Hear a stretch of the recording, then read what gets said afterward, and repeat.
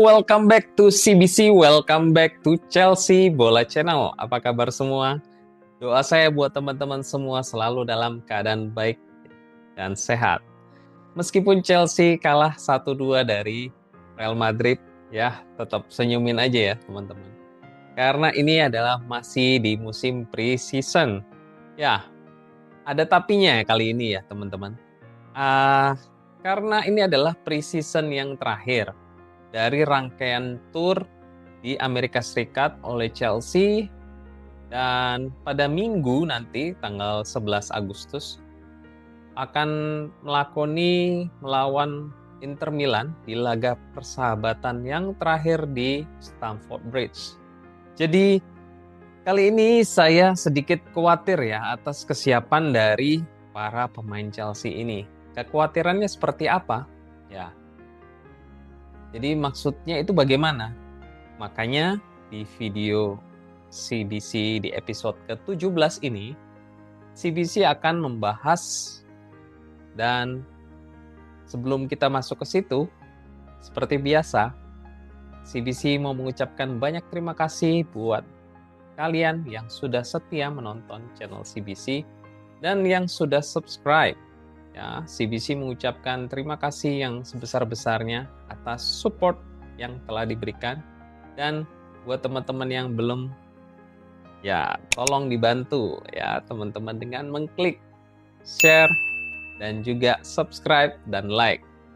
Tentu saja jangan lupa komen juga ya, karena sudah ada beberapa dari teman-teman yang mengkomen, dan CBC berharap dengan channel-channel yang terus CBC berikan setiap harinya untuk terus dapat berkembang dan konsisten untuk memberikan update informasi seputar Chelsea Football Club.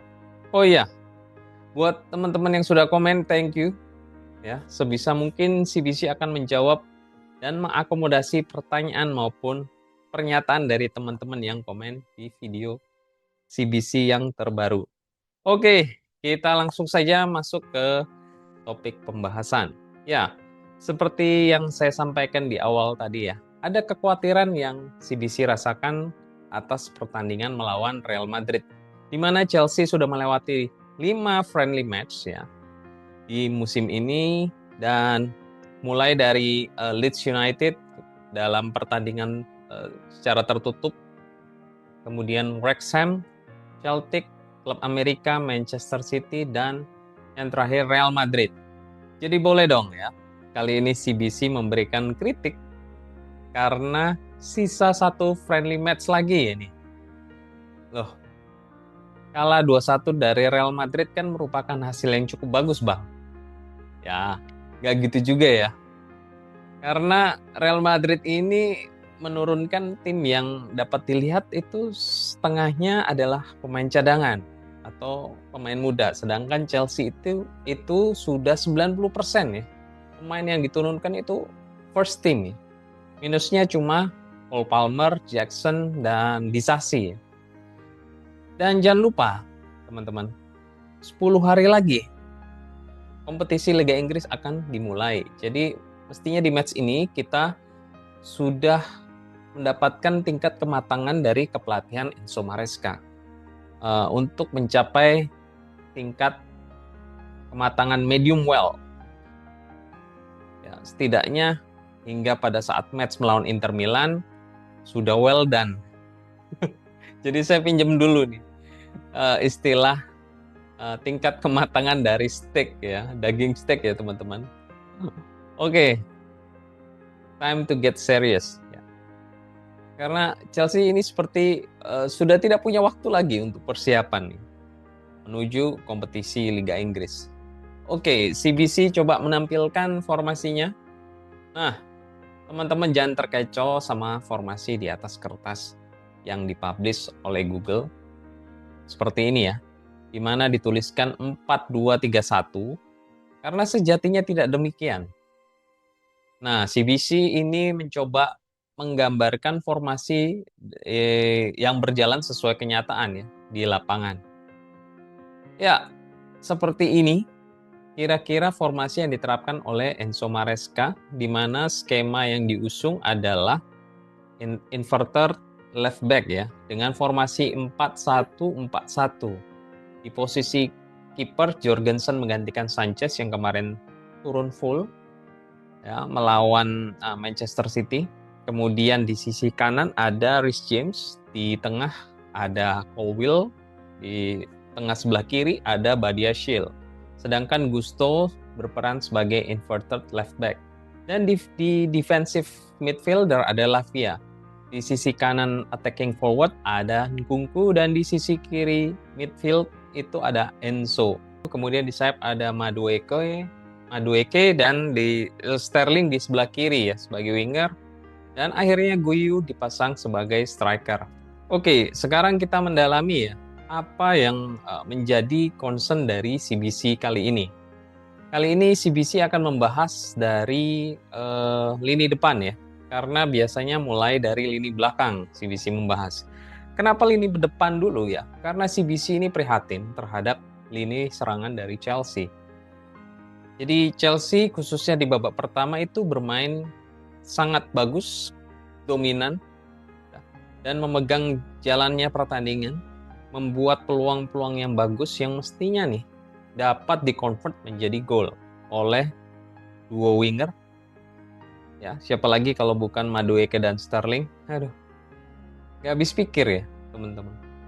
Berkali-kali ya, kita itu membuang kesempatan emas dan mereka selalu saja miss. Jadi saya mengkritik Madueke terlepas dia mencetak gol di pertandingan ini. Karena dari banyak peluang, kenapa cuma bisa mencetak 1 gol? Ataupun tidak membuat assist. Dan lagi-lagi saya tekankan, ini yang turun dari Real Madrid ini setengahnya adalah pemain cadangan. Beberapa kali ya, dribbling bola itu sampai lepas. Dan ini sudah match kelima loh. Dari 2 winger utama kita ini tidak ada progres ya, atau mungkin progresnya itu kecil sekali ya, mungkin hampir stagnan. Jadi CBC ini merasa kita ini butuh 2 winger kanan dan kiri yang lebih paten lagi, karena kita tahu di bangku cadangannya pun sama ya, Mudryk dan Angelo yang masih muda. Jadi please sih Chelsea brings the new winger yang lebih paten. Ntar khawatirnya yang dipilih lagi itu adalah pemain muda lagi. Ya. Percaya deh, kita kalau masih mengandalkan Madueke dan Sterling, Chelsea ini nggak akan kemana-mana. Jadi akan stuck dan banyak sekali peluang di winger kanan kiri.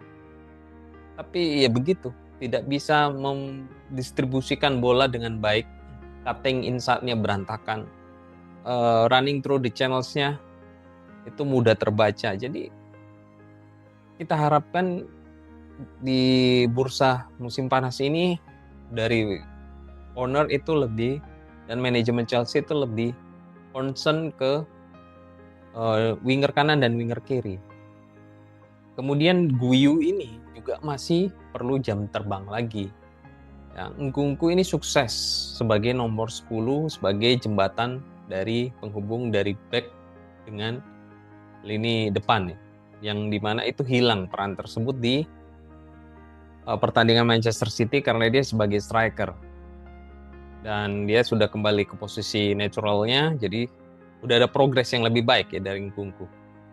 Kemudian Enzo ini bermain dengan posisi nomor 8 ya, sangat brilian dengan umpan-umpan pendeknya, dengan lob ball, dan umpan lambung lob ball ini dapat dikombinasikan dengan Gusto yang dari sisi kiri ini sangat fluid dan keren.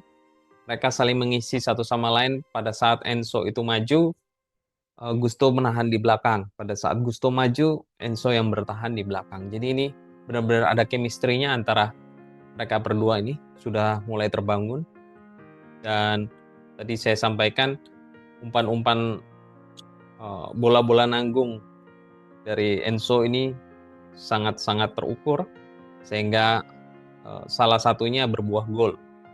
ciptakan assist kepada gol Madueke. Kemudian Badiashile ya, ini masih gagap di dalam jebakan offside ya, beberapa kali match itu selalu gagal, dan kali ini juga gagal sehingga berakibat gol dari Real Madrid.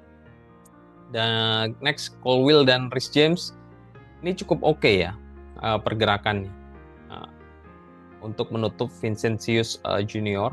Meski kita ini masih merindukan crossing yang biasanya dilakukan oleh Reece James ya. Dimana dengan pola skema inverted left back ini tidak akan terjadi ya. Karena Reece James ini lebih main ke center daripada di fullback kanan. Anyway, jadi gini, saya itu tidak terlalu mempermasalahkan atau menyalahkan lini pertahanan dari Chelsea. Karena kita tahu ya, kualitas permainan dari Real Madrid ini baik short passingnya, lob ball-nya itu cukup cantik, dan kita kebobolan dalam suatu pertandingan dengan kualitas tim yang seperti Real Madrid ya, CBC kira itu wajar ya. Nah, jadi gini, oke lah kita kebobolan 2 gol ya. Tapi kalau kita bisa mencetak 3-4 gol, ya kita masih tetap menjadi pemenang kan ya. Jadi maksud saya itu adalah kita sudah bermain baik, disiplin dan rapi di sisi pertahanan maupun di sisi tengah. Dari Lavia maupun Gusto ini cukup bermain sangat bagus. Tapi ya namanya unlucky atau tidak beruntung sehingga terjadi gol. This is the game sih. Sometimes you have a bad day ya. Jadi things happen. Kalau kita bisa memaksimalkan big chances 2 atau 3 aja dari 5 sampai 6 big chances, ya, we can still win the game. Jadi kita tidak perlu terlalu menyalahkan, oh ini kebobolan karena dari defensifnya yang jelek. Karena kualitas dari permainan Real Madrid ini, itu kombinasi antar pemainnya itu lebih advance ya. To be honest, itu lebih di atasnya dari Chelsea lah ya. Dibanding Chelsea, jadi wajar banget nih ya.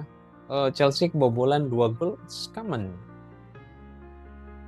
Jika dilihat dari final Champions League kemarin, Real Madrid melawan Dortmund 2-0, Real Madrid menang dan menjadi juara Champions League. Ya kita tahu lah first team mereka tidak sesuai dengan yang diturunkan oleh Ancelotti di pertandingan ini. Tapi yang dimaksud dari CBC ini adalah tinggal kita ini bagaimana memanfaatkan peluang emas, big chances, di mana dari 6 peluang yang kita dapat, kita cuma bisa memanfaatkan 1 gol.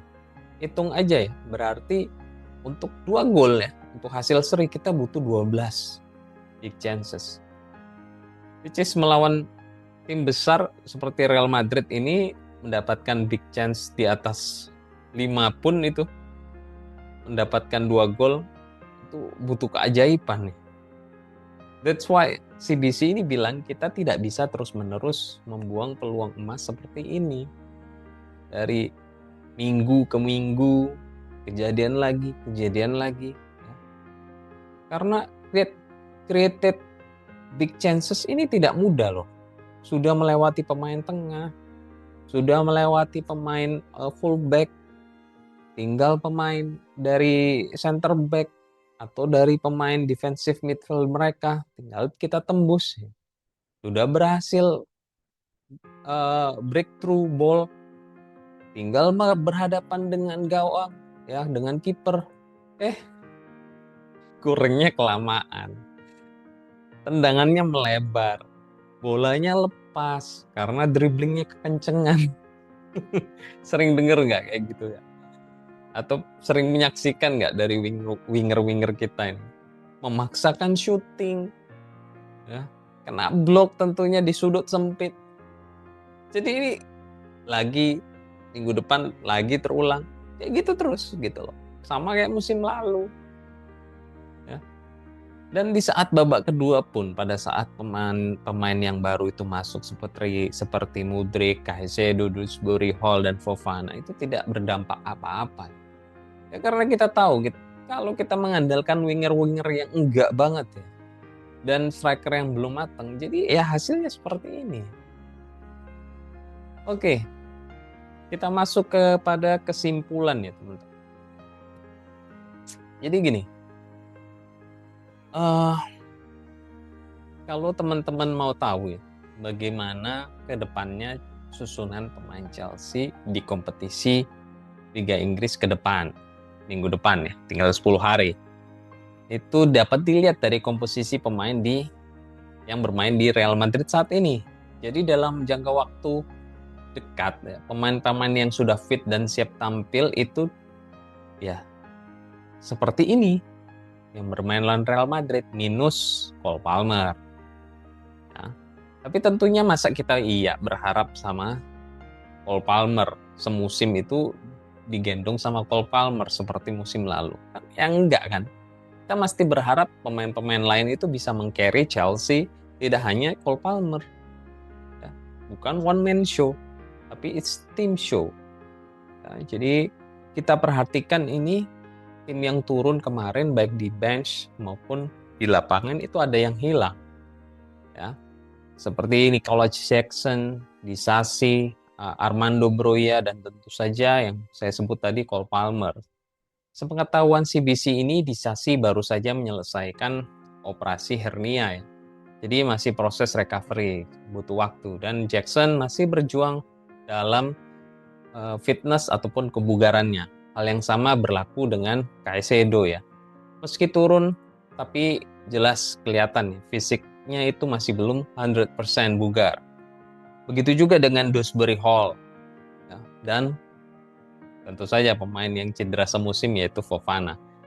Kalau Cole Palmer ini tentu ya, masih dalam masa cuti liburannya setelah membela timnas Inggris di Euro 2024 kemarin. Ya, jadi kira-kira 1-4 pertandingan ke depan dari kompetisi Liga Inggris, kita sudah punya gambaran ya. Pemain yang akan ditempatkan oleh Enzo Maresca, dan sambil menunggu para pemain Chelsea lainnya yang akan fit 100%. Oh ya, untuk Armando Broja yang tidak ada di bench ya, dan juga pemain-pemain lain yang tidak ikut tur pramusim di US akan CBC bahas besok ya. Jadi jangan lupa besok kembali lagi ke channel CBC ini ya teman-teman. Oke, that's all. Terima kasih buat teman-teman yang sudah komen. CBC berusaha akan memberikan balasan secepatnya, jadi ditunggu aja. Dan terima kasih juga buat yang selalu menunggu video dari CBC ini. Yuk bantu channel CBC ini untuk dapat lebih berkembang lagi ke depannya dan tetap konsisten memberikan update in daily basis dengan subscribe dan like. Okay, have a good day, take care, and keep the blue flag flying high. Come on you Blues!